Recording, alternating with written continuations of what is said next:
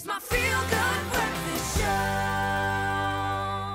Welcome back to your feel-good breakfast show. Expresso coming to you live from Sea Point this morning, preparing for a massive performance from Lochinville. Open the windows, tell your neighbours it's about to get crazy in here. Now, of course, on a Tuesday morning, we turn our attention to youth sports, and we're in a bit of a change of season at the moment. Before we say goodbye to our summer sports, though, we have to recognise some of the heroes that have emerged this year and last, and man, have there been a few. Let's delve back into our sensational summer sports. With summer slowly slipping away, the majority of schools are swapping their cricket bats and swimming trunks for rugby balls and hockey sticks. That gives us a great opportunity to look at some of the highlights from this year's summer season thus far. The cricket season started off with Wynberg boys in the spotlight. The question on everyone's lips, could they repeat the glorious season they had on the Oval last year? With teams such as Affys, Maritzburg College, Grey PE and Grey College in the mix, it was always going to be a difficult task to finish at the top. The Wynberg lads started out well at the Cape Cricket Festival, winning all of their games, brushing aside St John's, Paul Roos, Westville and Noord-Kaap during the 4 days. The lads then had a tricky T20 semi-final against arch-rivals Rondebosch, and they would go down to the eventual national champions by a slender 12 runs. They would have their revenge though, defeating Bosch on the Jacques Kallis Oval later in the season. Whilst that was going down in the Cape, the boys over at Grey High were proving that they would be a force to be reckoned with as the season progresses. The Grey High School Festival was a huge success, with some of the best schools taking part in the action.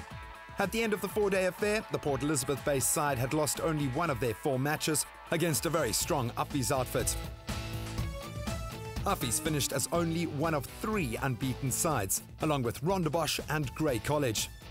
Grey High's Matthew Breetska was the standout star, not only for the runs he scored, but managing them in a first side at the tender age of 14. By the end of the festival, it was clear that the contenders for the title of the #1 cricketing school in SA are Affys, Grey College and Rondebosch. And the title was indeed reserved for Rondebosch Boys High. The lads from Cape Town dominated in all formats of the game, managing to absolutely annihilate arch-rivals Bishops. Hayes van den Berg's team also won the National Cope T20 title, defeating Waterkloof by 10 runs in the final out at Newlands Cricket Stadium. Sure, it's a truly amazing feeling, to be honest, to be the best T20 side in the country.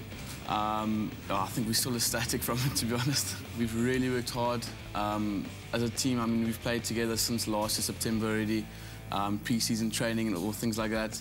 And it definitely was one of our goals, not to just make the tournament, but to actually win it. Yeah. So I think, the guys worked really hard and put their heart to it. Playing as a team was the Bosch boys' biggest strength, and we'll be sure to keep an eye out for them as we progress this year. With the school's cricket rankings decided, it's time to take a look at the South African under-19s, who of course welcomed England to our shores in January. The young Proteas were progressed through the 3-match test series, drawing 1-1, before Wynberg boys alumni David Benningham was the standout performer with the bat, scoring an invaluable 131 in Paarl to help South Africa to a dramatic victory.